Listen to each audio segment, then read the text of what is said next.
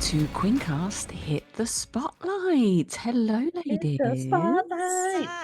We need a theme song for that part. Hit the spotlight. Yeah, but That's not it. yeah, not that one though. Yeah, All right, well, let's reconvene about that one, Kaza. Okay, definitely got some skills and talents. That isn't one of them. fair enough. So, who are we talking with today? Anyway, who's in the waiting room? Well, we've got my new Bezzy, Amanda Marie. Amanda's in the waiting room. So excited. Sipping on some coffee, lubing up for the conversation. I know. That's right. I was prepared with mimosas, but coffee will do. Okay. Today, we have the amazing Amanda Marie on Quincast. And Amanda is a voice actor and content creator focusing on crafting intimate, emotional, and immersive experiences through storytelling. Her work often explores themes of power, connection, healing, and self-discovery. And she's seen firsthand how deeply personal stories can resonate with people, especially those who have survived trauma and are searching for understanding, safety, and empowerment. Okay. And I think this is okay. the first Hit the Spotlight that I've done where I've actually met the creator before, face to face, before we've done the interview. Got to meet her at a pub in London. I had to fly across the pond. So, yeah, we had a little meet-up with AJ and John and Amanda. And we got to meet Amanda. We did, and Holly. And Holly. Holly was Holly D. there. Smith was there. And lots Gene of Smith. angels and lots of gems. And we met face to face for the very first time, Kaza. We did. Smudgy and I Fuck met the for rest the of them, first we time. met. Right? Yes, when I arrived at the airport, she was holding a sign that said, "Welcome to Smudgy Cunt Tree." Yes. Appropriately inappropriate, and it inappropriate. was. And I was just too excited to see her. I just tackled her so I didn't really Aw, get a picture And we or had a anything. spectacular weekend of We meet and did. greets and some sort of jogging thing that went on.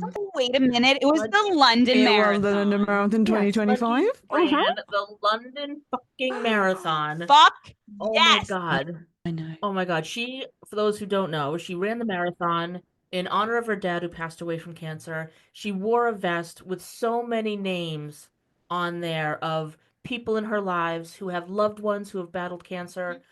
She ran in honor of so many people, and it was like such a fucking honor to be on the sidelines cheering you on. It was the coolest thing that you did. It was the coolest thing to have so many people there supporting me and all carrying red balloons so that I could see you in the crowd. I know. That was so fun. The absolute sweetest part. I couldn't be there in person, but of course, because Kaz is the best, she made sure I was on FaceTime when Smudgy ran by. And listeners, I got my own "Hey, cunt" Yes, you did. call from Smudge. And it was Right? the highlight of my day. It was probably the highlight of my With the whole last minute. ounce of breath that I had left in my body at that point. Right? I'm so... She paused her running of the marathon to say, "You cunt," to Jules. Yeah, and can I just say, Clitsons, they made me run back to say that. I'd already run past them, and they made me run back. Now, I don't know if you know anything about a marathon, but it is 26.2 fucking miles. So the thought of running backwards to run forwards again is sort of rough. But I did that for you, Jules. I did it for you. It was amazing, and we're freaking so proud of you, Smudge. You killed So it. proud of you, Smudgy. Thank you. And we managed, everyone who supported me and donated, we managed to raise over £5,600 for Macmillan Cancer Research. That's amazing. Support. Oh my God. Crushed That's your more than goal. double your I goal. I know, only was going to raise 2,500, but yeah, absolutely smashed it out of the park, everybody. So to everybody who supported me on the day, in the background, on the phone, on messages, donations, you have my heartfelt thank you, and you are all a bunch of amazing cunts. Oh, I love it. Well, let's bring in another cunt because there's not enough of them here. We got a cunt in the waiting room. Who wants to come? Hang on, there she is. Hey, Amanda. Welcome, Amanda. Woo! Welcome, Amanda. Woo! Welcome to Quincast. Excited to be here. We're excited to have you here. Oh, yes. Every guest that we have on our Hit the Spotlight episodes, we play a little game, just a little warm up, just to get you in the mood. And the game that we would like to play with you, Amanda, if you give us your consent, because we're all about consent here at Quinncast, is a game called This and That.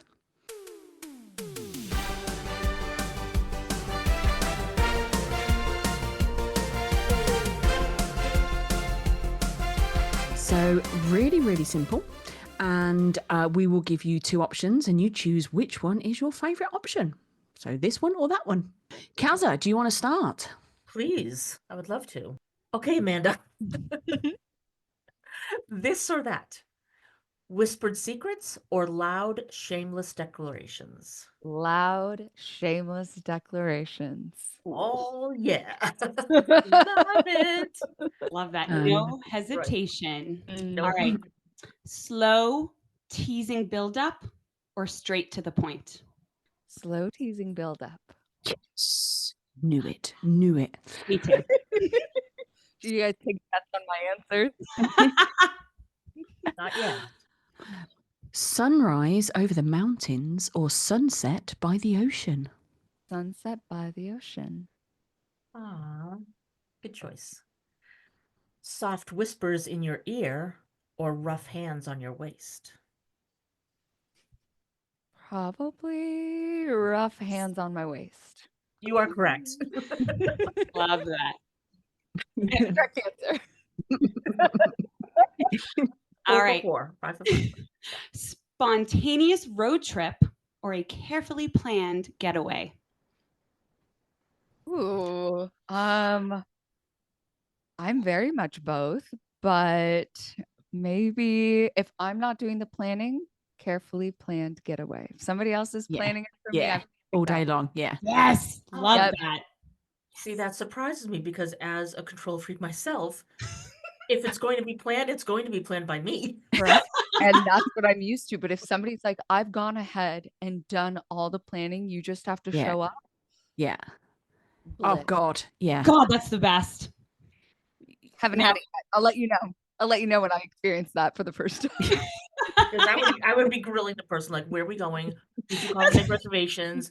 What do I have to wear? Like, Remind me not to plan any surprises for you, Kaza. Because spontaneous road trip.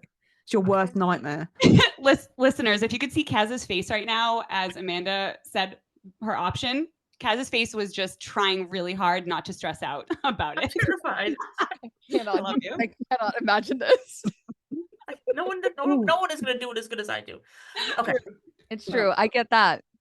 Next one is flirty eye contact across a crowded room or a private, intense stare in a quiet corner.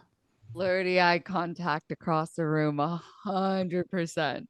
See what I'm doing? See what I'm doing, Amanda? I know. I'm watching. I'm picking up what you're putting That's- down. She's Really, doing the that's question we just creepy. asked, Yes. everyone, if you're wondering. If we didn't do it 2 weeks Oh yeah, ago. that wasn't really good for radio, was it? Or a Okay. podcast? Breathless, stolen kisses or slow, deliberate makeouts? Probably slow, deliberate makeouts. I like both, but really taking your time. Yeah, I'm good with that one. Correct. Correct answer. Correct.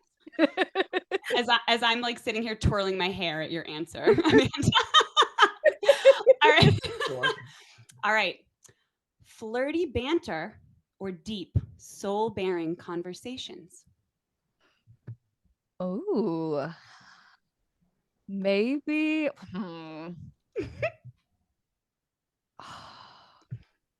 A little bit of both. I think both. Like you could have both and have it be flirty and then get really deep and soul bearing and then back to flirty. I like something that traverses both. Can I pick both? You can. You're the guest. You can do whatever you want. Whatever I want. Amazing. Yes. And really, like in Discord and stuff, when we play this game, my answer is always both. I'm like, why do I have to choose? Why do I have to choose? I Right. don't want to pick. I I'm a want both. bisexual. I'm picking both. Duh. Right? That's who I am. I don't know how to pick. My answer is always both. Yeah, I Always get both. I know, but then it'd just be called this and this, or that and that. I know. That would be very fun, right? Okay. Hair pulling or Mm-mm. lip biting? Lip biting. Oh, you knew that one straight away. Yeah, I Right. do not like having my hair pulled at No? all. That is a like hard boundary for me. Oh yeah. Like, do you not like someone touching your hair at all, or is it the pulling that you don't like? Pulling that I don't like. Like when I've had it, it like I maybe just have a very sensitive scalp. To me, that I'm like, oh, stop. Nope, that's not fun anymore. Lip biting, on the other hand, 100% yes. Mwah. Oh, Yeah. Yeah. So the hair pulling, you're going to use your safe word. What is your safe word, Amanda? I don't have one off. That's usually an in the moment thing. And I also feel like saying stop Should be enough, yes. is perfect. No, What? Smudgy taught us that it's not. What an ingenious idea. Yeah, it's yeah. You see, yeah, mine's courgette. We all know mine's courgette. But yeah, it's stop doesn't. Yeah, Stop. it's yeah. You'd But that think, might be part but of the play. Like, no, stop. no, stop, But you please don't really don't. mean it. That's fair. That's fair. But I You feel know? like when you switch to your serious voice, if somebody's not picking up on that, then we have bigger. Or a swift Yeah, you're right. kick to the gonads Yeah. after that. Yeah, That actually could clear things up pretty quickly. yeah. No one's having a fun time when that's happening. Well, I know some men that would. It's true. That's true. Yeah. I guess if you're like, fucking stop, that should not Yeah. be. Fuck off. Yeah, if you're kicking them off, it should be a clear sign. Really I clear. don't know, maybe that's your maybe thing. Switch the vibe here, man. Right. Maybe impact plays your thing. Okay. Candlelit dinners or midnight drives with the windows down? Probably candlelit dinners. Oh. I love intimacy over food. I think that's so yummy. Oh, I like that answer. Well, now I do too. Right? Like, now I'm thinking about it. All right. Steamy shower together or a lazy morning in bed? Lazy morning in bed. Correct. Yeah, I don't know anybody that can get sexy in a shower. They're so how do you do? Like, if you've got one of these massive, great walk-in wet rooms, fine. But I Fine. still It's not like one of you is under the Yep. shower and you're getting drowned, and yeah, can't relax. No. And one person's cold. One person's Yes. out of the water and cold. One person's in the water and warm. Yeah. That's it's not working. Well, No. I will say, my wife and I were away. This was several years back, and the bathroom was like a fucking car wash. There were shower heads everywhere, jets coming out of the sides, like, and it was massive. I'm like, 5 people could be showering in here, and no one would be cold. Wow. But we invited the neighbors in. No, we didn't really. Yeah. Not really. Put that to But the really, test. Yeah. But we could have. But yes, it was that. So unless you have a car wash shower, Unless you have a car wash shower, I'm gonna pick the lazy morning in bed. fair Yeah. enough. And Kaz, if you could just WhatsApp me that address of that hotel, that would be great. Thank you. Will do. Private whispers in a crowded room or bold public flirting? Pick the private whispers in a crowded room. Yeah. I Yeah. like that. Yeah. I like when it's you're just like pss, pss, pss, pss, pss, just like over here and people are like, okay, well, give them some fucking privacy. I love that. Oof. Get a room. Oh, and I'm like, And I'm in one, invite baby. I'm doing exactly what I want to be doing. You don't need a room. I don't need a room.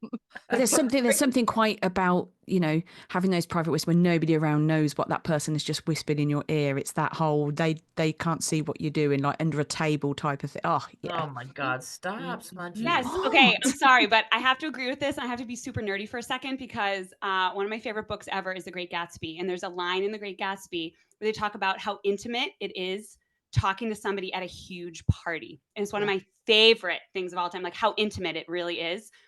All right. Last one, Amanda. Okay. Soft, breathless moans or desperate, needy whimpers? Desperate, needy whimpers. Are you kidding me? Correct. Correct answer. Correct. I'm sorry. My favorite thing about this entire game, though, is that every time, Amanda, you answered, we're like, that's the correct answer. Like, Exactly. Like- Proof. we're just like, yes, you got it right when it's your opinion. Well done. Yes, Thank well you. done. Thank you. And you're absolutely right, ladies. That was much better than my original quiz was trivia on bananas. Amanda, I had to nix it. This is where I step in. I thought it was cute. I thought it was cute. Well, I will let you guys know that I will be changing my username here soon. So I'm done with banana. Bananas There you go. out. There you go. Okay, see, So Smudge, what you're are- welcome. Banana All shamana. right, whatever. I knew it. That's why But I'm I like, do know some very interesting facts about bananas now. So if we're ever at a party together, I will be using them. I Yeah. trust that. I trust that. Thank you. I'm like, how do I politely tell Smudge that all this time she spent researching bananas, I'm about to nix it and say, We're not going to be doing that. we're doing the this or that you Rude. As I'm like, this is so cool. I didn't know a banana, the average length was 7 inches. Wow. Yes. Thank you. You see, Stephen Fry QI. Hello. Yes. And there's over 1,000 different types of bananas. Get that, right? A See? lot of bananas. Okay. See? Thank I you. nixed the game and learned you're still something new. somehow incorporating it, so I just needed to get a couple of facts out. Hours and hours and 30 minutes at All least this I spent. research. Jesus. Honestly. But that was very good. We enjoyed that was very good. Well done. Good job, You were Amanda. correct all the way through. Thank Well, you. you got a couple were questionable, but most of them you were good. Mm. Uh, so now that the fun is over, we head into the chat. The even better fun. All right. So, well, speaking of Quinn, Mm. obviously, you've been a Mhm. creator on there since 2023, I a have. couple years. Yeah. Would you want to share with us what you did before Quinn? Well, I was a nurse, and when I ended up leaving the bedside, I was working in the ICU, and that was my trajectory for 10 years. I wasn't a nurse for 10 years, but I started community college when I was 16 and didn't know what I was doing. By 2018, I was like, I want to be a midwife, so I want to get into healthcare. So I started getting my ass going on that and went to nursing school 2020 to 2021, which is when I also started posting on TikTok just for fun. Because what else were we doing during a global pandemic if not, Mm. doing TikTok dances on the internet?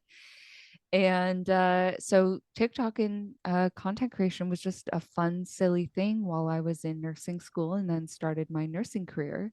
And in the beginning of 2022, I was applying to every labor and delivery job that I could. I was working in med-surg doing float pool. So I was going to all the different units and I found out 20 minutes before I got to work where I was going to be going.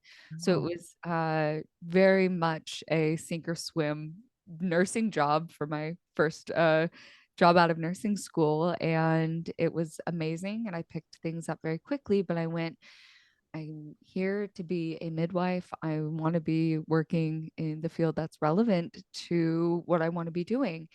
And so I was applying to all these different labor and delivery jobs for months, and I could not get anything, even though I had done labor and delivery in my practicum in nursing school. I had worked as a doula. I had gone to a midwifery college for a semester before deciding to go the traditional nursing route. So I was coming in with a ton of experience, women's health experience, like gender and sexuality experience. Like I have just like had this very holistic education and could not get a labor and delivery job. So I went, I need to do something else. Let me try, why not do ICU? And ended up absolutely falling in love with critical care. Wow. And Really? it was just one of the hardest things. Obviously, it's not an easy job, but one of the hardest things I ever done, but in the most fulfilling way possible. And Wow. I started in May 2023 orienting to the ICU. It was like a 4-month process of training. And that was also when I started with Dipsy. And May, June, July, 2 to 3 months later, I then got the email from Quinn and started with Quinn, all while I was training in the ICU. So I was doing everything simultaneously. Had some issues within nursing itself, ended up taking a month off just for other related issues. And then came back for a month and then actually had to take 2 more months off because my dad had a heart attack.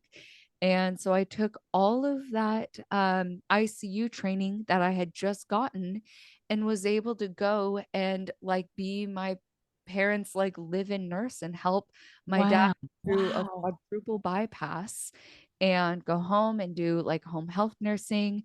And that would have been the end of 2023. That was like October to December 2023. And then I went, okay, well, he's fine now. He's doing better. All things are good. Everything's great. But I had just taken 2 months off of nursing and was still doing audio erotica the whole time and went, maybe I'll take the risk and not go back to nursing and just try Wow. to see if I can do this full time. So it's been almost a year and a half of doing all of this full time, and it was just the craziest transition going from, you know, one of the most intense units you can be in healthcare Yeah. to doing audio erotica. Just such a wild contrast. Really wild. Wow. Huge Yeah. trip. Wow. Crazy.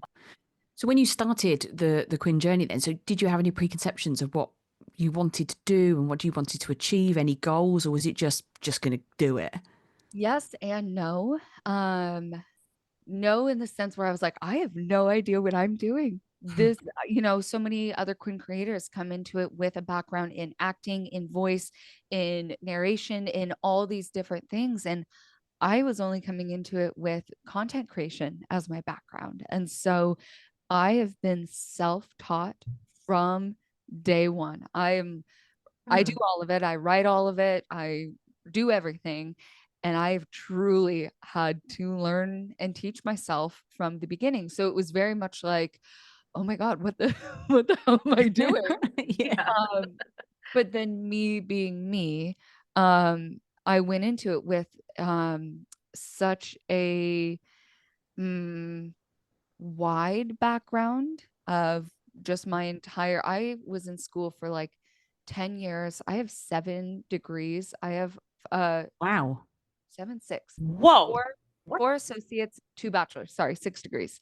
Um with this huge like I have gender and sexuality studies, anthropology, psychology, women's studies, liberal studies, and nursing. I have an insane educational background. Yes, you And do. so me being God. me, I went, that all has to be channeled in one way or another. So that's why I kind of talk about my work as political, because I'm so aware of me in all of it and the impact that my work can have. And so there was also a little bit of like, I'm going to do this my way. Even if I have Yeah. no idea what I'm doing, I'm going to do it Amanda's way. And I've been doing that now for 2 years. Wow. Jesus. Yeah. Well, I left school at 15, so I'm not having a conversation with you about that. But Jeez. all those areas of study, I mean, just play perfectly into what you're doing now. Yeah. Yeah. Oh my God. You just Yeah. never know what You life never is lining up for you, right? Absolutely not. Like having this, women's reproductive health background, knowing the impact of that, having this very like social studies, liberal studies with gender and sexuality and bodies and like the dynamics there and the importance of one's identity and how that plays into sexuality, as well as like a healthcare background and knowing anatomy and how bodies physically work and how all of those intertwine. In a million years, I could have never thought that all of those would then make me perfect for audio erotica in such a unique way. Like there's no way I could have ever predicted that. Yeah. And I also think in a positive way, it sets me apart from what other people are doing. Because I think audio erotica there's such a like not untapped potential, but like it's in such an infancy stage of what it can be and what it Yeah. will be if you're coming into it with such a well-informed background where you'll have the tags on my audios and you'll see F for F and WLW, but most of my audios are written in such a way that anyone can listen to it because it's super inclusive. And I think that's really important for me specifically and my audience and the work that I do, that I want people to go, oh, I wasn't expecting that, but actually that made me feel really good, and Yeah. to experience gender euphoria in a way that they maybe wouldn't if they were, going down the path of traditional porn. And it's, you kind of have to really pick and choose what works for you, but mine is broad enough, and my hope is that it's broad enough that anybody can really get something out of it. Yeah. Yes, it's definitely broad. Yes, and listened to the 12 orgasms on loop. As have 45,000 other people. Thank you. Lots of people. You never know what's going to work. You never know what's not going to work. There are times where you make an audio and you're like, well, that was hot garbage. No one's going to like that. And I'm never going to do this again. And then it becomes one of your most popular ones. Of course. But I knew from the beginning, and having my experience with content creation, I knew how important it was to do what I wanted and to not take in too much feedback. Because then you start doing things that don't feel good for you. You start doing what other people want. And sometimes a little bit of that can be good. And, pushing not necessarily boundary, but just like your limit, pushing yourself to go, I'm going to challenge myself and try to do something different. But from the beginning, I was like, I am not going to just do what people want. I am one person. I can only do so many things. And if my stuff's not for you, hopefully there's somebody else who you can find whose stuff is for you. So my goal from the beginning was, I'm going to honor myself doing this. I'm going to respect myself doing this. I'm going to maintain pretty firm boundaries. And I have. And I think my background, just education wise, but in social media, made a huge difference for me to be able to go, no, I'm not going to do that. No, I'm not comfortable with that. I'm not, like, that's okay with me. And I don't need to explain or justify. And starting from there, and now being 2 years into it, because this month is my 2-year anniversary from when I started Dipsy. Congratulations. Thank you. Yeah, congrats. Thank you. I'm able to go, like, I know what feels good for me, and I can take in feedback now. I can take in input and comfortably go, oh my God, that's a great idea. I would have never even thought about that. Or go, you know what? I am not comfortable with that. And that's also okay too. Because another conversation is, sex is a thing that deserves to be honored and respected, both when you are creating a fantasy and also having intimate relationships in real life. And this thing being so nebulous and could be taken in such a way that it negatively impacts either way. It can negatively impact through intimate relationships where you're like, I have no boundaries. I don't know what's real and what's fantasy. And it could be really challenging. Whereas for me, they have always been two separate things. And to me, I think that's the only way that you can really do this and be successful and not get burnt out and not get hurt doing it. Yeah. And did you know that from the outset? Did that take some time to set those boundaries, to set those limits? Did you have much pushback in the beginning? Do you still get pushback now? What's the different picture? Yeah. I think from the beginning, I think I knew, and I go back to the social media background, having done that at that point for 3 years. I knew there was a differentiation between what happens on social media, the content that I make there, and what happens in real life. And they overlap, or they may go alongside one another, but there has to be a separation between like what happens online in social media and what happens in real life. And so I think it was easy for me to then go, that's exactly how I'm going to operate within audio erotica. And I I laugh now, but I think how vocal I was at the beginning of, don't be fucking gross with me. Yeah. Really made a huge difference. And it makes me think of Chapel Roan, who she recently said, people are too afraid of her to approach her in real life. I think people feel that way a little bit towards me, which is good. Have some like discernment, have some self-reflection before you say something weird. And so I think me and my audience base have like grown together in that way where people don't get as weird with me as they did 2 years ago, and people are very respectful Yeah. towards me. And I think it was because I went, no, no, no, no, no, no, no, no, no, no, no, you don't get to talk to me that way. That this is not how this is going to work. And Yeah. so now 2 years down the line, there's a website where people post their opinions about audio erotica, and it's can be a cesspool in some ways. And I go on there and nobody talks about me. Oh. Nobody puts my little name on there because they know I will not tolerate disrespect in that way. If you have an Mhm. issue, talk to me about it. I'm Mhm. happy. I will take feedback respectfully, but you don't get to just go and say whatever you want about me. And so after 2 years, I think it's brought at least my audience to this really beautiful place of, oh, we can just be normal. Oh, we can just, enjoy this Mhm. and take what we like and leave the rest. And Yeah. it didn't come without growing pains. Like everybody's seen it. Oh. We're all aware. Right. But it was so necessary because I could not still be here doing this if people treated me the way they were at the beginning. That was not sustainable. Yeah. I was Yeah. like, that does not make me feel good. So Mhm. we've gotten to this place now 2 years later where I'm like, I get to just make what I want and people listen to it. And that's the relationship. Yeah. Yeah. God, I mean, it's like when you put it that way, I make what I want and people listen to it, and that's the relationship. It sounds so kind of clean and easy, right? But like to your point, it's a lot of work Mhm. and takes a lot of kind of chutzpah to put Yeah. boundaries in place in a way that lets people know, like, hey, no, that doesn't work here. Yeah. Yeah. And I think that's a huge issue, especially for women, is setting boundaries in their lives with all sorts of areas.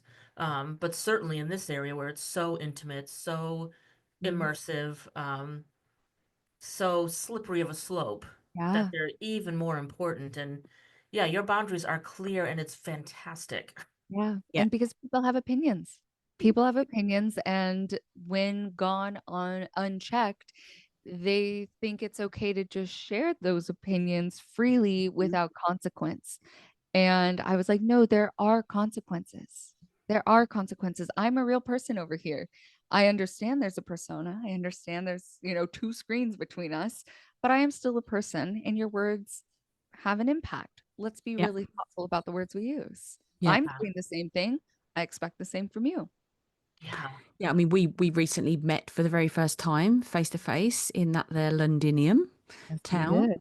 And I remember feeling that I needed to check myself, not in a negative way, but in a very much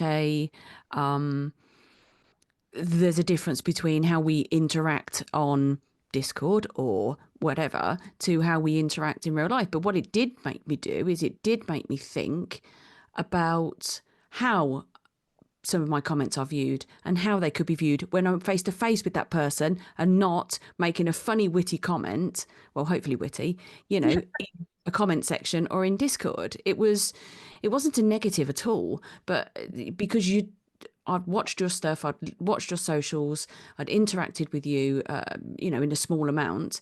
And what I found was when I met you was you were exactly that. You were beautiful, you were caring, you were open, you were a real person and truthful and honest. And yeah, I respected you immediately. That's my first initial opinion. Thank you very much. I also like trust plays a huge part in that. Like because you and I had interacted enough where it was like there was a baseline level of trust where then it kind of opens up the door a little bit more each time. The more trust you build, the more doors that open where it's like I can like say riskier things, or I can, make jokes that I'm going to what if, this may not land online with a stranger, but with this person in front of me who, I'm having a real dynamic with, and I'm getting to see their reaction and response in real time. You build that trust where there's a foundation where it's like, okay, I am safe to have these conversations, versus when my thing at the beginning, like the first hill I was going to die on, was the comments on my audios on Quinn. And I was like, I don't need to know what you do in your bedroom. I don't need to know what you're doing with this audio. It's implied. It's implied. That's what we're here for. I know. A little bit, just a little bit. I know. And other creators have no issue with that. Like, everybody has their own comfort level. But I was like, I don't want to know this. Like, those are private things that I don't think you need to be sharing with me also for everyone else to see. And also, you would have changed from day one, Amanda, to how you are now. So you've basically done ongoing check-ins with your audience and your listeners as you have grown and developed and created your boundaries and your as you've moved along. Yeah, and I think that, I was saying this is audio erotica is such in its infancy right now, where I come in and I'm a completely different person. I'm not somebody who had a background doing this, or, maybe wasn't thinking about the impact of this work. And I've been thinking about it and considering it since the beginning. And that's different. I can't speak for anybody else, but I know that that's a very special thing for me, that you may want to listen to somebody say the nastiest fucking shit you've ever heard and then leave, and that's good. If that's your idea of audio erotica, that's available. That exists. Yeah. But if you are somebody who has experienced immense sexual trauma or physical trauma, or is in a relationship where you guys maybe have fallen out of intimacy and you're trying to reconnect with that, that's also available. Like, my way of navigating that with you, maybe not because you're attracted to women, but because you want a woman to say those things that can make you go, oh, I really want to hear that. Oh, that's really important to me. I like the language that Amanda's using. So I remember doing my creator spotlight back in November 2023, still brand new to it, and I said, good girl is gender neutral. Anybody can enjoy my audio erotica. Good girl is gender neutral. It's what we were saying about having a nurse practitioner, having that preference in your healthcare. I only have female providers. That's my preference. I only want women talking to me about my body. In the same way that I am a woman who's going to talk to you about your body and how you interact with sex. You don't have to be attracted to me. You don't have to be attracted to women, but it may make a huge difference in your relationship with sex. Yeah. I think that's a big thing that people don't identify with. Don't realize that that's why they're listening to it. Yeah. Yeah. Amanda, what kind of advice would you give women then who are struggling to kind of own their own desires? Because a lot of us are. Yeah. I think a big first step is shame. Shame is such a huge component when women are trying to connect with their body, connect with intimacy, connect with their partner, connect with desire, is you feel shame and you don't always know the source of it. You don't know why. You don't know what's wrong. I mean, I just had this conversation with a friend just this past week where it's like, if you don't know what feels good to you, how do you explain that to somebody else? And if mainstream traditional porn is all people know about sex, and that's not even real, and have to continuously be taking Viagra to get through scenes, it's not real. But if that's your only exposure to sex, and then both parties are coming in a heterosexual engagement, both parties are coming in and that's their example and that's what they're trying to recreate, what happens when your body is doing something different? What happens when that doesn't feel good, when that's not working and you're both trying to do this performance and there's no pleasure along the way? And so I think this idea of, okay, what does feel good for me? It's a really Does good touching point. feel good? Does nipple stimulation feel good? Does firm touches or gentle touches feel good? And allowing yourself to explore that on your own, not with a partner, not with Yeah. anybody else, and just going, what do I like? Because once you start having that conversation with yourself, you can start going, okay, well, if I know I like this and I'm with a partner, I can say, hey, I like this thing. Or, hey, I'm not a huge fan of that thing. I don't like hair pulling. That's a boundary for me. Please don't pull my hair. Luckily, it doesn't come up too often. People don't just immediately go yanking my hair. But Your that is boundaries are something too good. right. That is something I'm so comfortable sharing is hey, please don't do that. I'm not going to lay there and fake it Yeah. and pretend to enjoy it. And then there are so many options and resources available, not just audio erotica, but just like in the world of how you can then go, okay, I like this thing and I want to explore it with myself and giving yourself that chance because this is going to be a, you know, maybe a hot take in a way, but if you're having sex with somebody, if you're able to be intimate with another person, be naked with another person, be doing like the most vulnerable thing you could possibly be doing with another person, Mhm. you should be able to do that with yourself, by yourself. Mm. Yeah. Yeah. You shouldn't be going into sex going, I don't know how to talk about this. Then you shouldn't be having sex. I don't know what I Yeah. like. I don't know what feels good for me. You need to figure that out because you're now placing trust in another person to take care of you and to respect you. And you do the same for them. But if you don't even know what feels good, you don't know how to communicate that, you shouldn't be having sex with somebody. And it may be that specific person you don't feel comfortable talking with.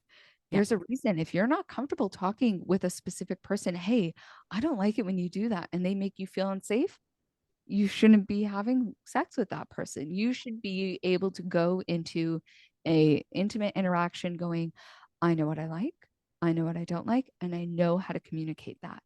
Mm-hmm. Otherwise, what are you doing? What's then? Yeah. Well, if it's not feeling good. Mm. Yeah. The whole I definitely didn't hit that in my 20s. I don't think I hit it in my 30s, to be honest. I think it was my 40s before I was even having those important conversations with my partners, to be fair. right?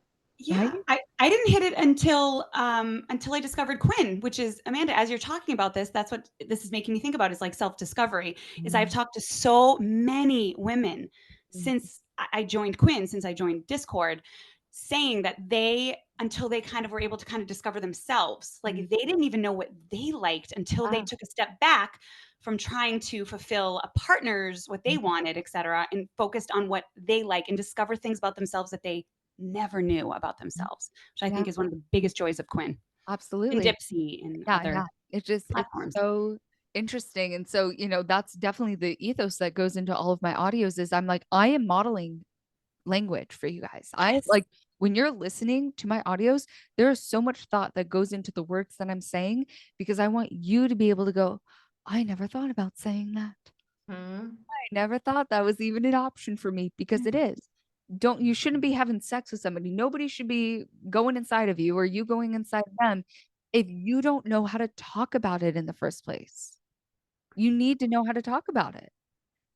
Tazza, can I ask you a question? Being in a quite a long-term relationship with a female partner, do you think it's the same with a woman to a woman, or is it difficulties that women have talking to men about this type of thing? Do you have the same? Did you have the same problem or blockers with a Yeah, female I partner? think it can happen in any type of relationship. I mean, we do pride ourselves on our communication in our relationship. So, but I think that's who we are as people more than our gender, Okay. Yeah. Okay. Yeah. But certainly no. I mean, since I discovered Quinn, right, and I'm Quinn, and I'm discovering all these things that I like, and um, it has been interesting to have those conversations with her because, like, she knows that I'm all about person before plumbing. I don't put myself in a box, right? So for her to go like, who are all these guys you're listening to? And I'm like, well, it's just I'm an equal opportunity lover, so. But it has been, have those conversations of like, gosh, should I feel threatened? Should I feel like, am I able to give you what you want, kind of thing? And yeah, those conversations can be awkward in any relationship, I think. Yeah, and it's just so interesting that we're okay with, I'm doing air quotes, we are okay with um putting ourselves in a position of being intimate with another person who we aren't comfortable talking with. Yeah. You're comfortable engaging in sex with somebody, but you're not comfortable talking about your body. You're not comfortable talking about what feels good. That has to be, such a priority, because then you get to actually experience pleasure. Because I've known so many women who are like, I don't think I've ever come before. I don't think my boyfriend has ever made me finish. I don't know if I've ever had an orgasm. And I'm like getting ready to flip a table. I'm like, that's literally the whole point. What are you having sex for if you're not having an orgasm? What's the point? Ow! What's the point? Why? Get out of there. Yeah. Get out of there. He's not doing Literally, it. get out of there. Yeah. Literally up and leave. I Yeah. remember the first time I up and left, I was young. I was like maybe 19. Wow. That's the first. I wish I had that confidence. I had that in that moment other times. But I remember that was the first time I up and left. I was like, I'm not good with this. I gotta go. And I literally walked out and never turned back. I was like, fuck yeah, you didn't get to do that right now. Because it's like, what is the point? What is the point of it all if you can't even say, oh, I don't like this. Why don't you go ahead and do this? It only benefits you. Don't have sex with somebody if you can't even talk about it in the first place. Yeah. I mean, I feel think very it's strongly about that. I mean, that's the ideal, right? The ideal is like to be able to communicate what you want, communicate what you don't want, etc. And then there's just so many reasons why women can't do that. Yes. From, so many reasons: upbringing, shame, Everything. religion. And also the whole other person that's there. Like, it's not just you, it's like It's- the other person that's there, and that plays into that dynamic as well. Yeah. I mean, I think so many women like didn't realize that their pleasure was even anything. It was just like they're just there to perform a duty, or just like play their role or make this other person enjoy themselves. So I think language is a big missing piece in women being able to do just that. Like that's why I love your audios. Like you said, you're so intentional with the words you choose and with how you deliver them. It is like almost like an instruction manual for the listener of like, hey, this is how you can say this. This is available to you. And it's, as much as there is fantasy, it's also like, I want people to go, I said this thing that you said, Amanda, in my real life engagement. I want people to go, I didn't know how to word it, but I remembered what you said and I used that.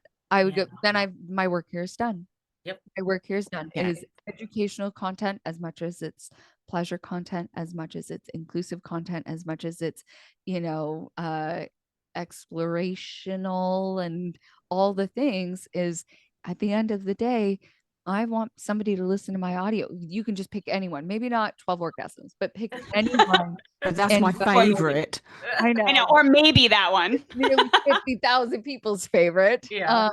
And go, I got something out of that. I maybe won't listen to any more of her audios, but I got something out of that one. And literally, then I'm doing my job. Then my job is fulfilling and worthwhile because it can make a difference. Yeah. Yeah, I mean, Quincast here, we like to raise women's voices and have honest conversations, however difficult they might be. So, for you, what would you say are some of the biggest obstacles for women in terms of, owning our own identities, taking up space, celebrating who we are sexually? What do you think the biggest obstacles are? I mean, going back to the conversation about shame and not even knowing that you deserve that, not even knowing that that's okay, because I think there is a potential where if someone finds Quinn or audio erotica in general and they go, my experience is traditional porn. And so now I found this other form of porn. I'm just going to go and look for what I know. And you don't even know there's like a whole world out there of things that you might actually enjoy even more that isn't just, get in, get out, but there's aftercare, there's explicit continued consent, there's, the option of maybe the whole audio isn't about the orgasm, but it's about everything else. And so as a woman, or as a I guess as anybody, because anybody can listen to it, but as a woman, if you can just give yourself the chance to go, I'm going to do this for me because it feels good, and I'm going to be curious. I'm going to be curious about my body. I'm going to be curious about what's out there, what might feel good, what doesn't feel good, because you can always turn something off. You're like, oh, I don't like this. Next, I'm moving on to the next one. But knowing that at the end of the day, like, you deserve to experience pleasure. You deserve to feel good, even if it's just with yourself. And even if you only have 5 minutes, 10 minutes, even if you just listen to your audios on your drive into work, like, that for you could be everything. And it's such a beautiful opportunity for you to go, I'm going to do this for me because it feels good for me. And I deserve this. And I deserve to feel good, because then that starts to go to the rest of your life. You start recognizing when things do and don't feel good, not just around sex or intimacy, but going, you know what? I don't think this relationship, not just like a romantic relationship, but like this relationship isn't really feeling good for me, because I'm listening to this thing that is modeling a relationship that I think is actually kind of what feels good for me. And I don't have that. Like, it just has this chance to, like, stick its fingers in all aspects of your life, where you get to go, oh, actually, I am allowed to feel good. Huh, what a concept. And I think women figure that out at some point in their lives. And it's not usually early on, but at some point, the women I surround myself with, especially, have realized I deserve to feel fucking good, and I'm going to do something about it. Yeah. I mean, it's like boys, when they're growing up, and they'll have those, moments where they wake up in the morning, and the mothers are taking the dirty socks away or whatever, and that's all natural, and that's like, oh well, it's just a natural. Whereas, as a young girl growing up, found pleasures in certain things, riding on ponies or climbing ropes, whatever it was. And that's like, oh no, no, no, no. You're told immediately your pleasure is not the same as a boy's pleasure. And yours should be hidden and kept quiet. And theirs is apparently something to be proud and waft the sock around. And look what you did. That's how proud, So it's interesting when you said that, Amanda, like when you talked about how like women owning their own identity and taking up space, and that it is so much about not looking outside of ourselves for those instructions, or for that validation or experience. That with May being Masturbation Month, I don't know if you knew that it's International Masturbation Month. Like, how perfect. I'll be back in 2.5 minutes. We can do a live listen of one of Amanda's audios, and then we'll just take care of it. Bam, done. Right there. There we go. 12 orgasms. Let's go. I'll throw Doing on the some damn cotton work. candy. Thank you, ladies. 12 orgasms and another 4. That's right. Right. But it's so much about like getting to know yourself more. Yes. Sexually and personally or whatever. I mean, I remember in college I took a human sexuality class, and one of our homework assignments was to go home and stand naked over a mirror so we could see our vaginas. Yeah. And just like, they're like, how often do you get to look down there? Like, just get to know your body. And I remember being like, this is filthy. Like, because I was raised pretty repressed when it comes to sex. So it's like, I can't, like, I was mortified. And of course, I did not do the assignment. Yeah, but you were doing it in Target. That's right. Oh, I wasn't supposed to do it in the store. No. But it really, like, there's so much about getting to know yourself and your body makes it more likely for you to speak up, because you know what you want, what you don't want. And also knowing, thinking, believing that you deserve it. Yeah. Like, I deserve to feel good. I deserve to be with a partner who cares about my pleasure. I deserve Yeah. to be with a partner who wants me to say, I do like this. I don't like this. Do more of this. Do less of that. I deserve that. No matter Mhm. who that partner is, no matter what they look like, I deserve to be with somebody who cares about how I feel and what I Yeah. like and what I want to do. Because as women, that's all we do.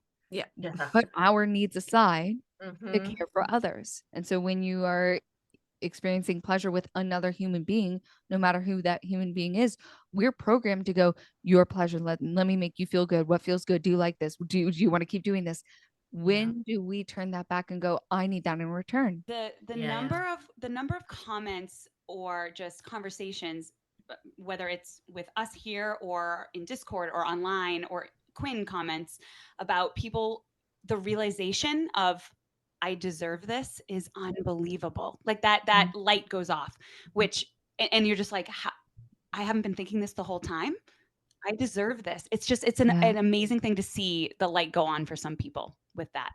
You deserve this. Yeah. Mhm. And at the end, and at the end of the day, it's like the thing that I'm speaking from and I can only speak from my own experience is and I've talked about this before, when I started doing audio erotica back 2 years ago now, the amount of sex I really had dropped off.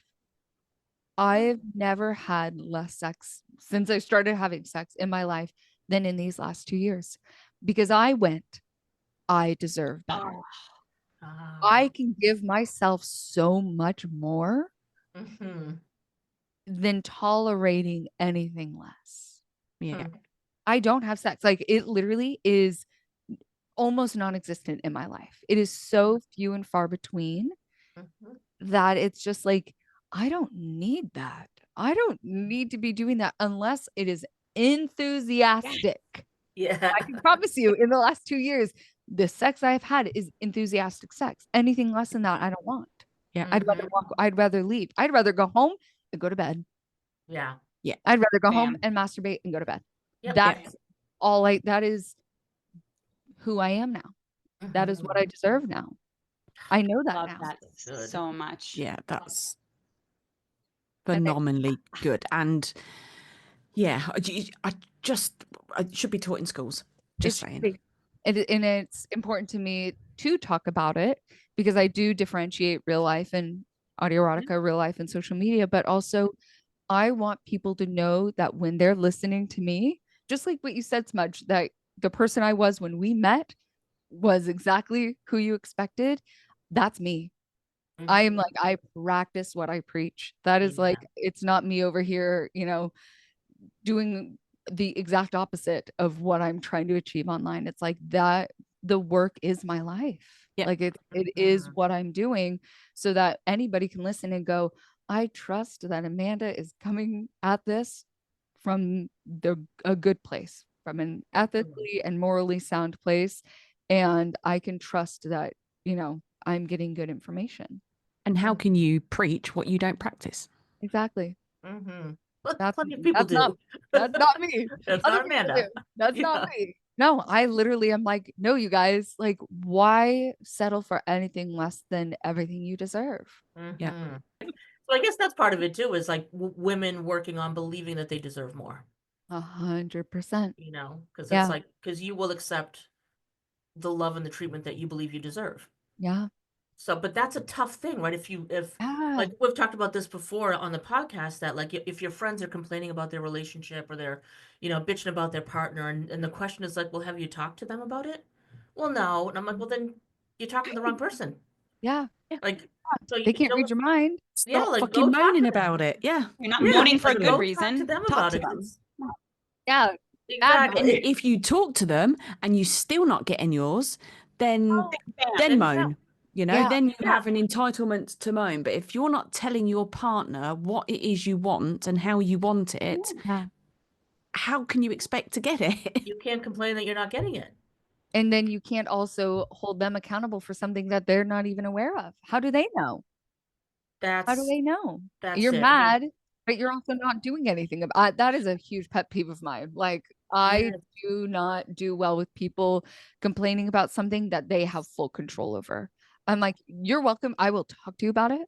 But if you're not going to go do something about it, I don't want to hear it. Mm-hmm. I have zero tolerance for that. Same. Yeah, Yeah. I have a 3 strikes out rule. Like I'll give you Yeah. the first couple times you can come bitch at me about something. The third time I'm going to give you a suggestion. Yeah. And not that you have to take my suggestion, but if you don't Yeah. do something, I'm Yep. done. then No, I'm doing you a disservice by letting you just puke onto me and then go exactly. back and tolerate. No. Yeah. Then you I keep feeling better. I Exactly. feel like shit. I have had a few like more peripheral friendships end, Mhm. as well as relationships end because I reached that point where I was like, you know what? I am doing you a disservice as your friend by Mhm. letting you do whatever you want. And I'll speak up and I'll say something. And sometimes, and people, if anybody knows me who's listening to this, they'll go, I've heard Amanda say that. I'll be the bitch. Yeah. I don't mind being the bitch. I will be the bitch if you are harming yourself. Wow. Yeah. And a lot of times it will end a relationship. I've had it happen where I'm like, you are hurting yourself. This is Mhm. super not okay with me. Yeah. And it's also not a solid relationship if I'm going to say, hey, this is not okay and you should not be doing this, and the relationship ends, then it was not a solid relationship to begin Mhm. with. Some people But just prefer to stay stuck. You know, they Yeah. just because it's hard work. Yeah. Yeah, It's it's so easier to much just stay easier. broken Yeah. than it is to heal it. And so if you've got people in your life who are giving you the tools to heal, and you're Mhm. like, oh, I don't really want to do that work though, so I better go find someone else I can bitch to who will just Uh-huh. listen to me. It's Who like, will well, listen then, and won't say anything. then go find them because I'm not Right. it. I'm not it. Yeah, not me. Not me. Not me. Yeah. Ever since, I hate to keep saying, ever since Quinn, but truly, some of my friendships now, where people come to me and they expect me to just be Jules, like just tell me it's okay, or like, Yeah. hey, if you want to rant, I'm gonna let you Mhm. rant, like whatever, fine. I don't have to give you advice all the time, but like I've come to the point now where because of Quinn and from all of these things, and a lot of your online stuff, Amanda, honestly, a lot of your exposure therapy stuff and everything has helped me, and they're very surprised when I come back at them now with like, hey, well, what are you gonna do about Yeah. this? Let, and Or they're what are like, you going to do about it? what do you mean? I'm like, Mhm. no, what do you mean? And it's tough. It is Mhm. tough for a people pleaser to do, but when you do Isn't it, that like I crazy? think that's being a good Yeah. friend to somebody. 100%. 100% because otherwise you're enabling. And then that's not being a friend. No. Yeah. I love that question. So what are you going to do about it? Yeah. Yeah. What are you doing about it? And people go, Mhm. what? Well, but, and I'm like, no, this is a situation you actually have power to do something. And what are you going to do about it? Yeah. And Yeah. that like watching them like like Yes, short yes. circuit go, I didn't even think, You and you're literally like, see it. Yes. Uh-huh. Uh-huh. uh-huh, yep, I'm gonna make you I take know, ownership of your Yeah. situation uh-huh, instead of play the victim. absolutely, absolutely. And people who don't want to do the growing, who don't want to be uncomfortable, who don't want to be challenged, will go, then I'm just not going to come to you and talk about it. And you're Yeah. like, and that's, Perfect. there you go. And Yeah. seen. Yeah. And there you go. Yeah. Yeah. But Yeah. then you have other people who come to you for that. Yeah. They can trust that you'll listen, you'll be Mhm. reliable, you'll be consistent and compassionate, but you're also going to say, and what are you Yeah. doing about it? Mhm. Yep. Literally 20 years ago, I made a decision with myself. I had that literally had that conversation with myself, saying, "What are you going to do about it, Smudge? You are in the same toxic relationships, whether it be friendships or partnerships, and you are an absolute fucking doormat, Yeah. and you don't have your own voice, and you're not enjoying life in the friendship or the relationship. What are you going to do about it?" And I've been single for 19 years now because I genuinely have had the best time, but I have I needed to make sure that I was ready, and I Yeah. didn't trust myself enough to not go back into another relationship and be another fucking doormat. Yeah. And At it's the only been in the last couple of years that I've really found myself and found my own mind and gone, I have confidence in myself now that if I went into a relationship with somebody, that I'm strong enough to get out of it what I need and what I deserve to get out of it. But it That's- took that long, and I abstained from relationships for that reason, because I didn't trust myself. Yeah. And I've had such a similar experience. When my last relationship ended almost 3 years ago, it took another like 6 to 8 months for me to go, when it ended, and it was with a man, when it ended, it was so easy to blame him. He was so shitty and toxic and this and this and this and this. And then I literally like felt my frontal lobe develop. Like I went, like, changed who I was as a person when I went, but what did I do to find myself in a relationship with someone like him? Where was my agency? What decision did I make that led me to be there? Yeah, he fucking sucked for sure. He was shitty, and how he ended it was a brutal end. But that like changed my perception of that relationship, as well as my role in relationships when I went, but what did I do? I played a role. I was not a victim of that relationship. I made the choice to be in it. Yeah. I was there with that person. Yeah. So who am I if I'm allowing myself to be in relationships like this? And I've been single since. Yeah. Because you didn't set your own boundaries. You Mhm. didn't. Yeah. Boundaries. I didn't have Boundaries. What were boundaries? Yeah. Yep. Yeah. Never heard of such a thing. We don't do that. Yeah. Yeah. Now I fuck when I want to, I wank when I want to, and I'm happy all the time. Absolutely. I don't cry. No. I don't cry. I used to cry so much when I was so actively dating and like constantly in and out of relationships and constantly trying to people please and get validation and love from outside. I used to cry all the time. Now I just go, whatever. Okay, move on. Yeah. Like I don't cry. I don't let those things have that much power over me anymore. Yeah. So I know we've kind of been talking about it broadly. How could we put into terms like advice for women who are struggling to own exactly what we're talking about, to own their own desires, to know what they deserve? Like, what would be some advice to give them? I think starting from a place of wanting to. You can lead a horse to water. Yeah. You can lead a horse to water. And so I think, getting to the place, and whoever's listening to this may not be quite ready yet to do something about it, and that's okay. We all learn. Like, you have such a wide range of ages here, where we have all come to that place at a different point in our lives. And so it's like it's a matter of how much are you willing to tolerate until you go, I'm ready for things to be different now. So when you get to that point of realization of, I can't do this anymore. I have nothing left in me to give. Something has to change, and I have to be the thing that changes. Yeah. That is when I think you can start kind of seeing who you are surrounded with, and you start making decisions of going, maybe these relationships aren't serving me. They aren't filling me. And I am okay with putting myself first in my relationships, because how it's the RuPaul quote, like, how are you going to love someone else if you don't love yourself? Yeah. Like, so it has to start from a place of, I am worthy and deserving of love and respect. And I'm going to start operating from that place in all of my relationships. And you do notice your circle starts to shrink. Oh yeah. The people who don't like that start to fall away, and it sucks and it's hard and it's not fun and it doesn't feel good. But when you can like take stock after a couple years of going, I have to come first in more ways than one. Yeah. In every way. I have to come first, period. Mm-hmm. You start seeing the quality of your relationships grow. Like, Yeah. they become so much more worth your time.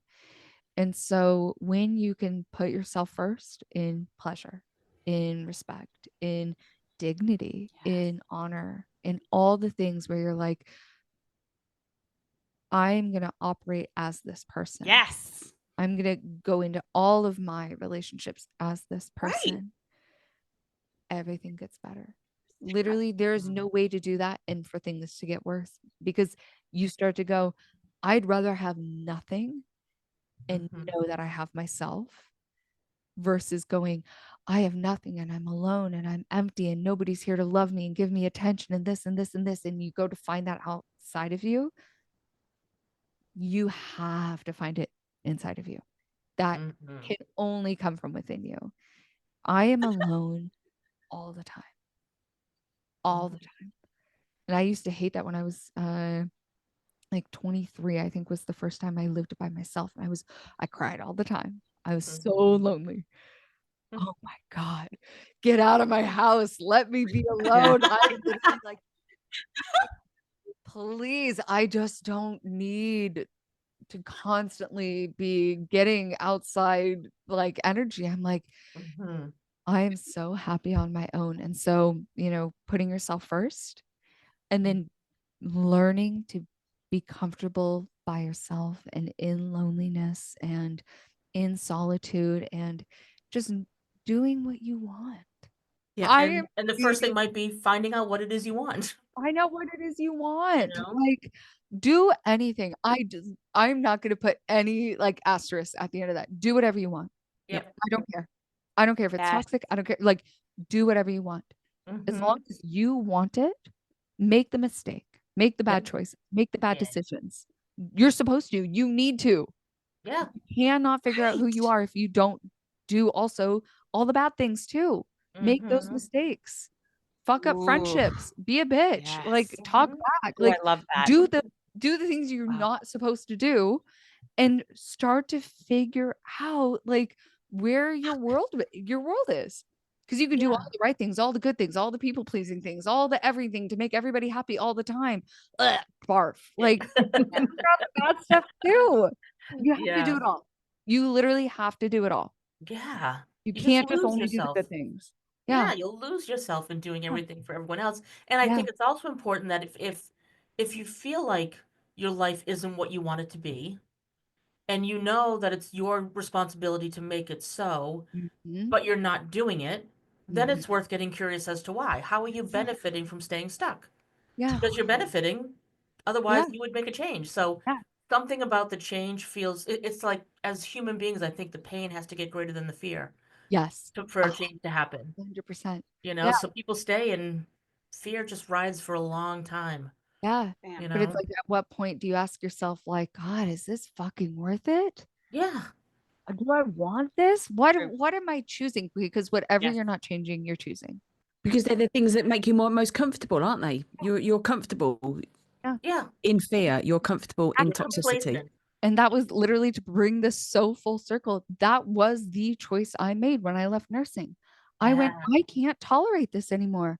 And it's very forbidden in nursing to talk about like the negative sides of nursing None. because you're Mhm. supposed to be an angel and Yes. nothing bad ever Mhm. happens. I'm doing a good thing for the world. Nursing fucking sucks. Mm.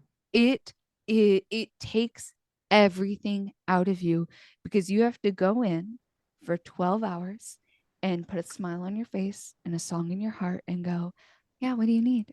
Of Yeah. course, you are so allowed to scream at me. You're having a terrible day. So I will be the punching bag for your terrible day. I will do that so that because I can be compassionate that you are in the hospital because you are sick, you are hurt, you are this, you are this, and you are allowed to treat me however you want because you're having a worse day than me. And you have to do that every single shift. Oof. That's And bad. Yeah. However bad a day you're having. it doesn't matter Yeah. how bad of It a day doesn't matter. I'm having. I go and be screamed at. And it Oof. got to the point at the end there where I was like, I'm done. Yeah. I'm Yeah. done. Enough's I'm enough. So then I'm curious, what's a typical day in the life of Amanda now? Oh God. I have a good life. Include everything. Just I Every moment. have ev- for them when I because it ebbs and flows a lot. So there are some times where I'm really, really, really, really busy and sometimes where I'm less busy. But it's hard when you are self-employed. You kind of can fall off and go, I don't want to do anything. And Oh yeah. I like, I'm not going to work today. Mm-hmm. But it also kind of never stops. Like it Yes. never ends. Like you don't have like nursing. I'm there for 12 hours. When I'm not there, I don't have to work. So I wake up, coffee, first thing, coffee. Mhm. I love my coffee in the morning. It is probably my favorite time of the day is having coffee. Take the doggies out, get the doggies all squared away. stare at my phone screen for me, not because I have to do anything for anybody else, but I'm like, I'm just gonna look at the pretty pictures on the internet for a little while. But for the most part, especially when I'm like really in the thick of content creation, that is all day. Like thinking about it, editing it, coming up with ideas, planning it out, making a schedule. Because also, like, I have to be thoughtful when I post on my Instagram story. If I post one thing on my story, 25,000, 30,000 views. If I post 3, 4, 5 things, maybe 2,000 views. So I'm like, what do I want? I thought my 27 was great the other day.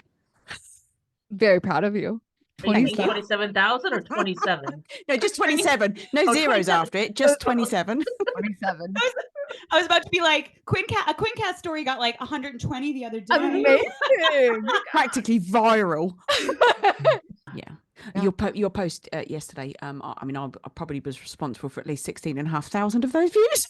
What was the was that the shower one? It was the shower one. Yeah, Oh, yeah, that was a great one, and I'm so glad you posted that. That's all I'm gonna say. Thank you.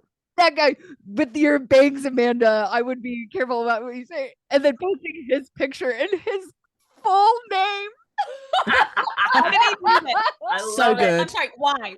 Take your fucking full name off of the internet if you're gonna hate comment, bro. Amanda, Fucking the idiot. second I saw that some dude commented that, was like, "Oh, your bangs," I was like, "Oh, she's gonna lay him out in lavender." Yes, and you did, and it was Oh, beautiful. Oh, you mean these bangs? Yeah. Oh, you mean Oh, these bangs? But you don't even know, like, even that is such a service that you're providing by responding and saying, like, basically, fuck you. Yeah. I'm going to do what I do. Yeah. Like, one of your social media posts that stands out for me and still impacts me is the people were responding to the exposure therapy stuff. Yeah. Right? So you did those great videos, went super viral. Then you did some of your other videos and people were like, what the fuck is this? You know, and they were like all pissed off about it. And you did a video about how, like, listen, I can be smart and I can have a juicy ass. Yeah. I can be, and it was this whole video of like, I can be this and I can be that. Yeah. And it was so powerful. It was fucking powerful. yes. I took that right into a conversation with a friend of mine who was a little bit like, what is this podcast that you're doing? And we had a little bit of judgment in her voice. Yeah. And she's like, I could never have a man say like good girl to me. That's so like demeaning. The feminist in me can. I said, listen, I can be a radical fucking feminist and get turned on by a guy saying good girl. I can do this. And it was that video that allowed me to have that conversation. And it really reframed things for her that she was like, oh yeah, geez, I guess you're right. I literally had a conversation with somebody where I made my joke of like, I call myself a bitch all the time. I love that word. That is a word that I use regularly, and it's a word I use to describe myself because I can be a radical fucking feminist and also go, and I'm also a bitch. I don't ever want a man calling me a bitch. Absolutely not. You're not allowed to speak that way to me. Yeah. I can speak that way about me. Yeah. Mhm. I'm allowed to do that. I get to set what I'm comfortable with. Yeah. And I can be smart and intelligent and provide healing and therapeutic content and have a fat, juicy ass. Yeah. I mean, I've literally got that tattooed on my ass now. That's what I've got. Amazing. Amazing. You need, I can put my face next to it, maybe. You can, yeah. Wait Your next social post has just written itself. Perfect. Perfect. You owned the word bitch. I owned the word slut. Okay, I have been a slut most of my life, and I own that fucking word. Yeah, DLS, dirty little slut. Is that the only word you own? It is. Well, no, it's not the only word I own. You own the word It's cunt. a four-letter word. Because, yes, I own the word cunt, right? And it is my one and only legacy that I will have. So I'm owning it. So what prompted you? What did prompt you to spill that first fucking cup of coffee or tea or juice, whatever it was? I'm in therapy for OCD. I do exposure response prevention, ERP. That idea of doing the thing that scares you in a safe and in controlled environment is one of the top ways of managing OCD.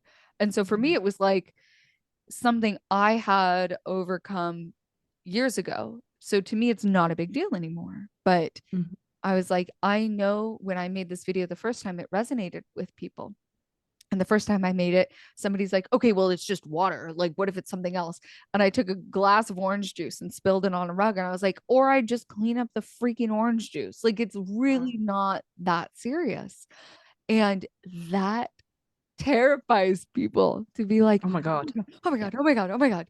But what if it stains? Then it stains. I've broken things that like had true significant meaning.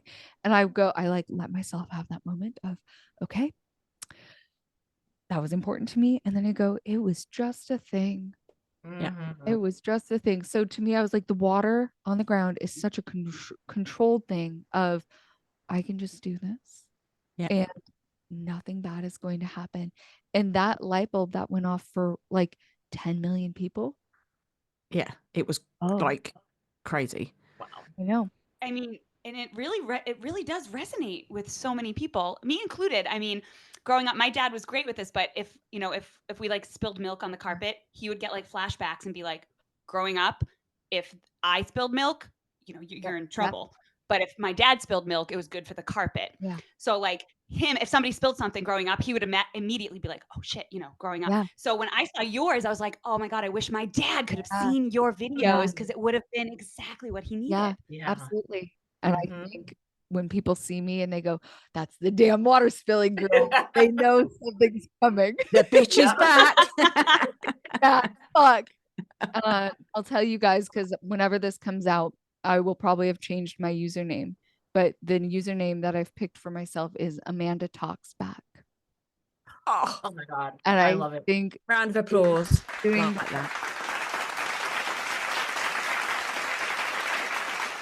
With the content that I do, I think it goes so hand in hand. Amanda Talks Back. Yeah.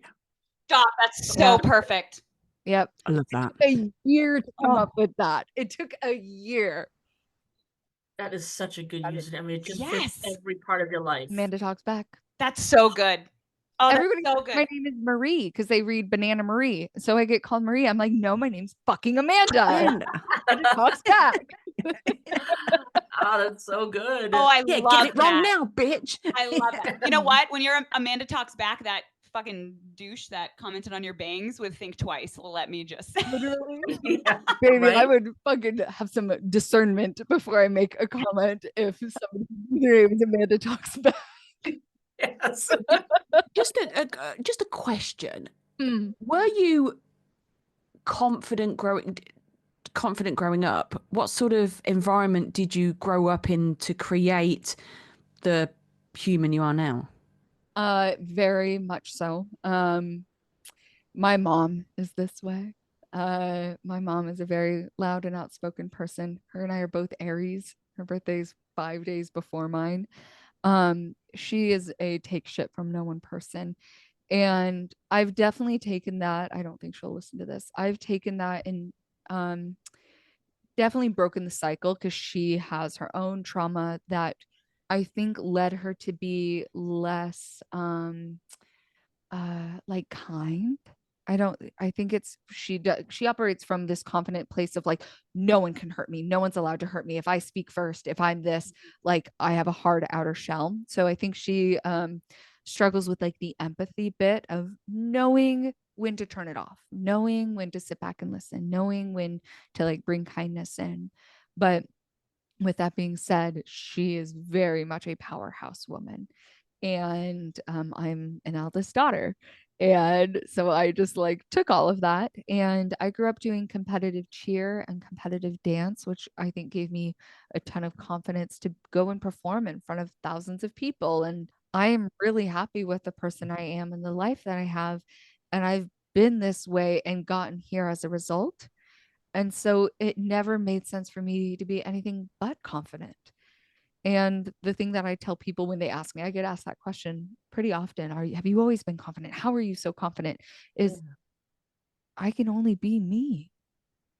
I can't be somebody else. I am this way. I remember being like 18, 19 years old and going like, God, I wish I was 6 feet tall and built like Kendall Jenner. And at one point I had this realization of like, that is physically impossible. That is a physical impossibility. I'm 5'4", not built like Kendall Jenner. And that was kind of that moment where I was like, I just have to be happy with what I am and whom I am. Like, this is it. This is the only person that I can be.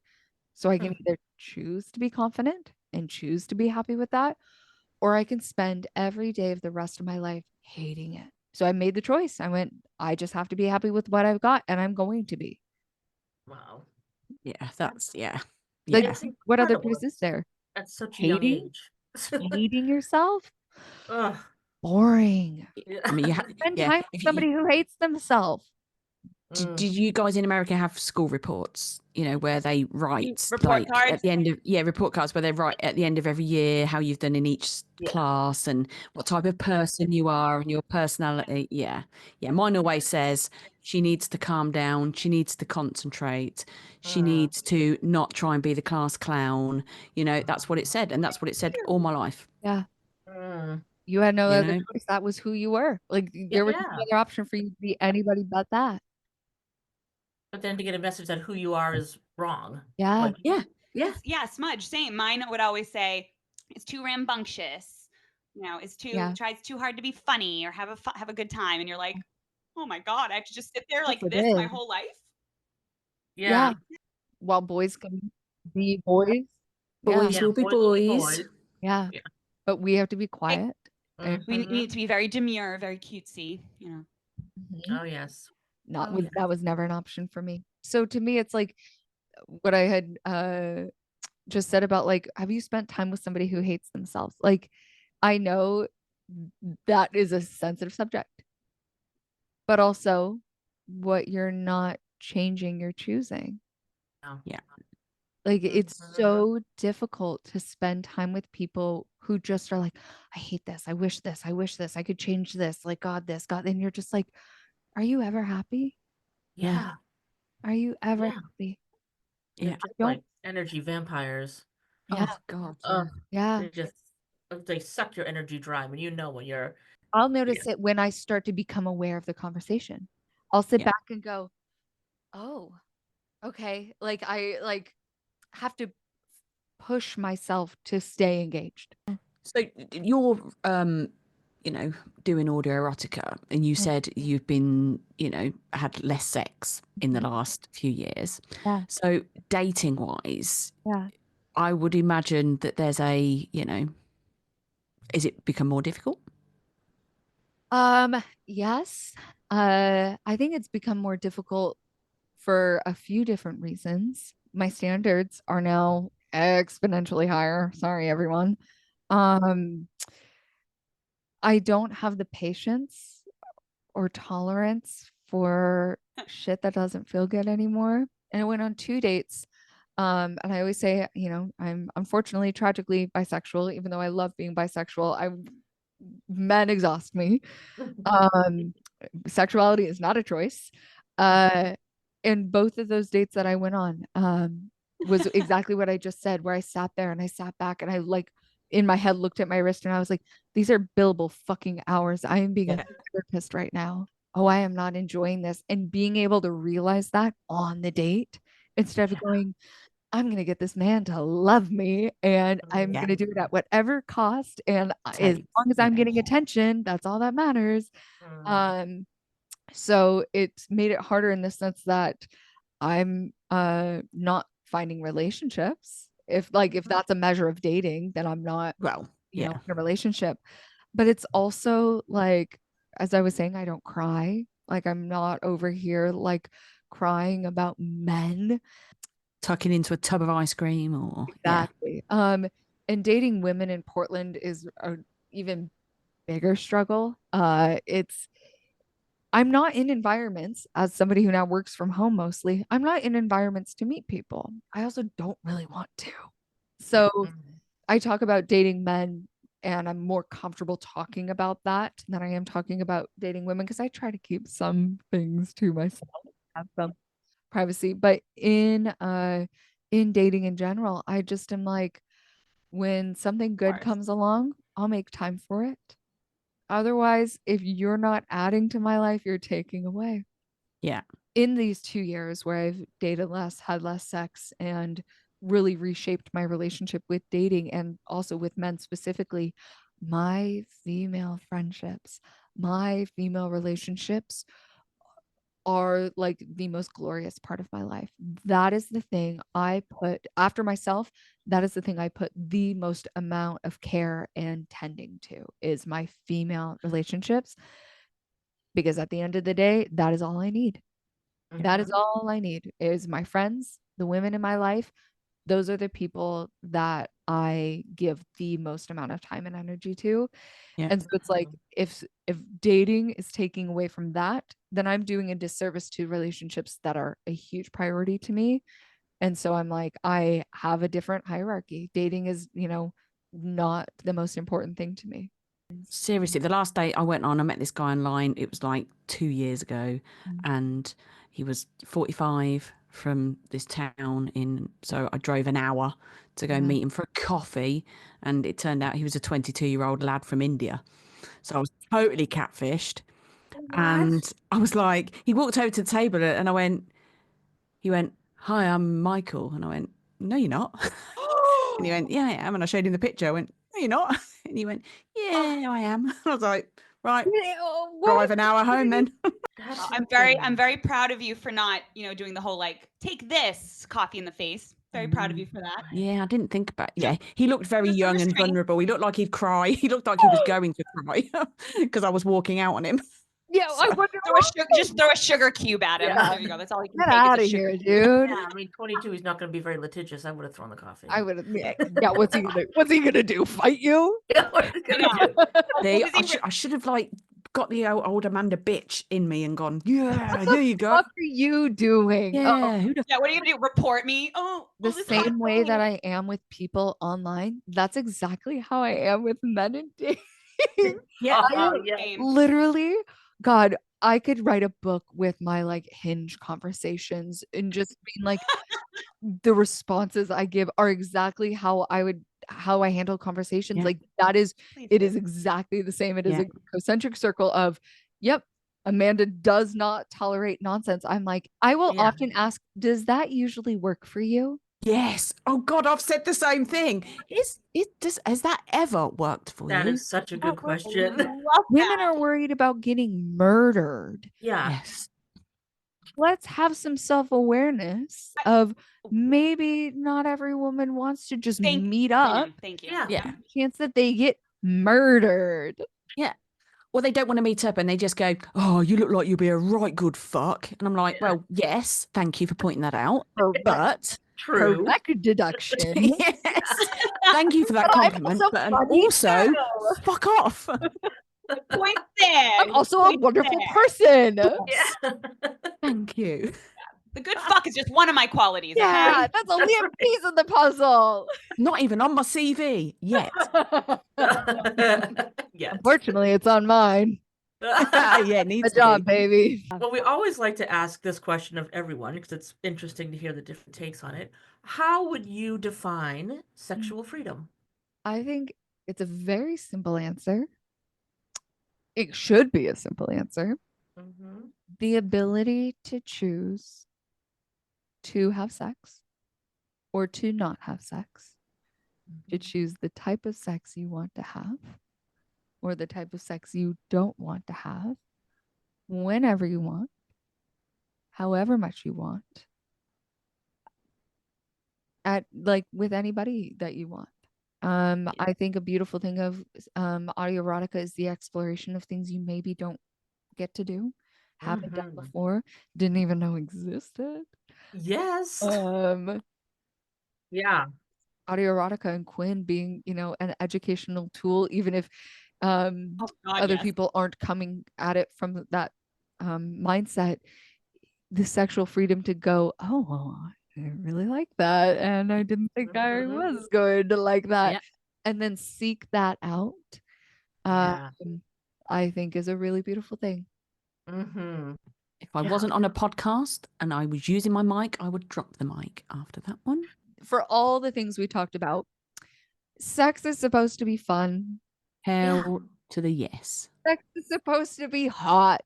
Sex is Mhm. supposed to feel good. That is why we are all here. Yes. So if you listen to fucking autoerotica.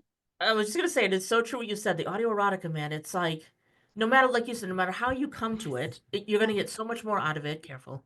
You're going to get so much more out of it than you realize. You come to it and you think it's just for like the spicy bits, Yeah. but then it's so much more. Like you said, Yeah. you learn so much about yourself, to learn that something you were interested in is not to be ashamed of. There's lots of other people who like that particular kink, or just even that there's a kink that even exists that you didn't Yeah. know that you'd like. You learn so much about yourself through audio erotica. Yep. It's incredible. It is such an important, it's such important work that you're doing. Yeah. And I know you said it's in its infancy, and it really is. So where do you see it going, or where do you hope it goes?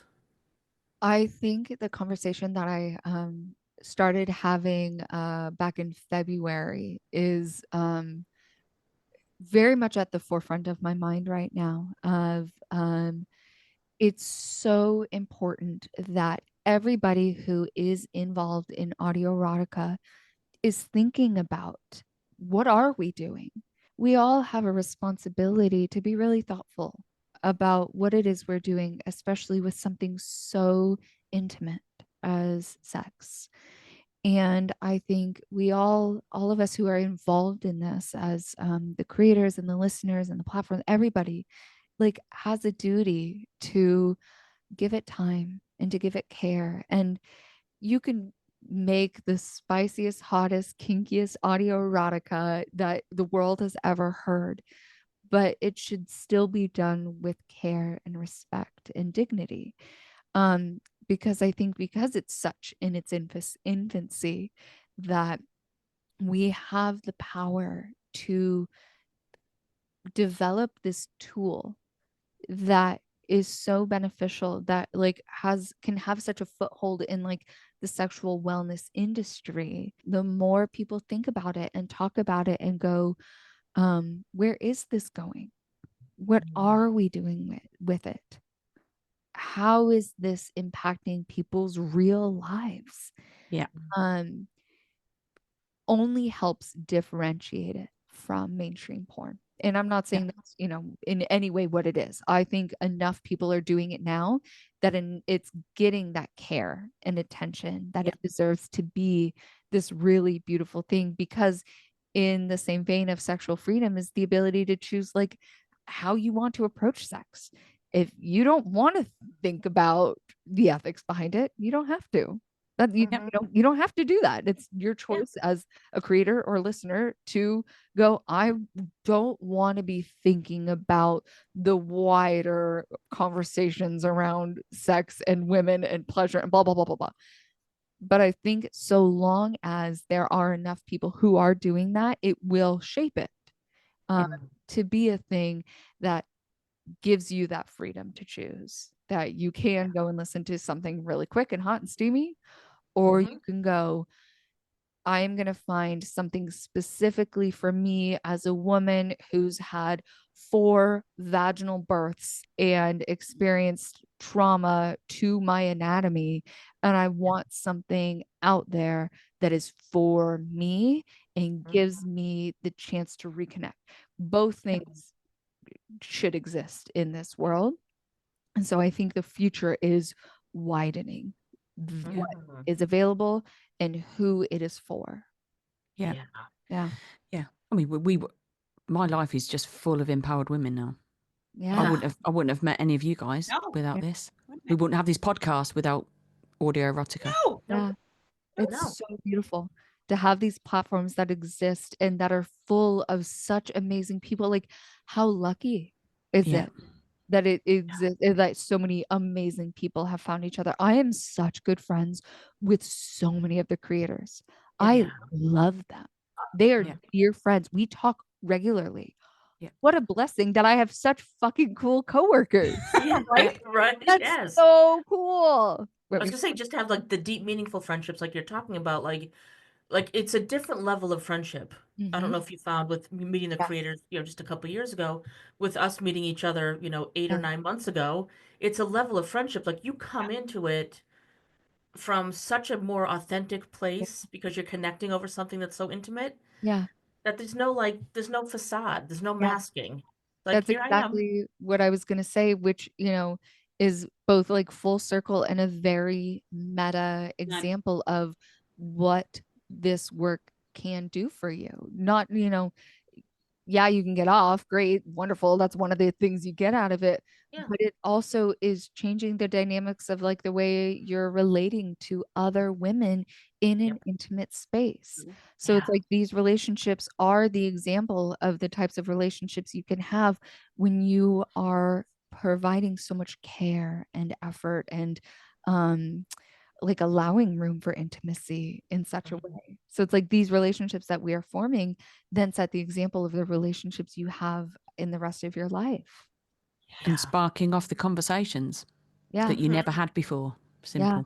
We're Oh good my into God, I've just the- looked at the top. We have held onto you, Amanda, tightly Way too in our long. grip. For dear life. That's all good. No, I was so excited to be here. So Amazing. excited to do this. How has that been 2.5 hours? That's ridiculous. Because we knew, I told you, I'm like, this is going to fly. We're going to have so many good conversations That went by so fast. so fast. Didn't it? You Amanda, do that, it that's has good. been a genuine highlight of my podcasting career. Thank you guys. Thank you. Oh my God, that was so chill and just like cool and like Yeah. Such great conversations, which we knew was going to happen with Amanda. Like, she Oh, has yeah. so much really cool insight into stuff. Yeah. And oh, such a cool, like a different Yeah. lens, like Really such a good- different really lens. good stuff. It was Yeah. absolutely amazing. That was such a great chat with her. yeah. And it's definitely what Mhm. you see is what you get with Amanda. And it is, Yeah. And that's the power of good boundaries that she says she has, Yeah. right? It's like what you see is what you get, which allows you to be comfortable with people. So we all felt so comfortable talking with her because there's no air she's putting on. yeah, That's so it's a true you, and it allows you to be your true you around Yeah. her, which is priceless. so good. Another amazing episode of Hit the Spotlight in the bag, lady. Woohoo! So thank you everybody, as always, for listening to Quincast. This was Hit the Spotlight with Amanda Marie on Quinn. You know you loved the episode, so please do your thing. Comment, rate, share. Please share. More people we reach to have these conversations with, the better the world will be. This has been Kaza. Your voice matters. This is Jules. Go put those lips to good use. And this has been Smudge. Keep wanking.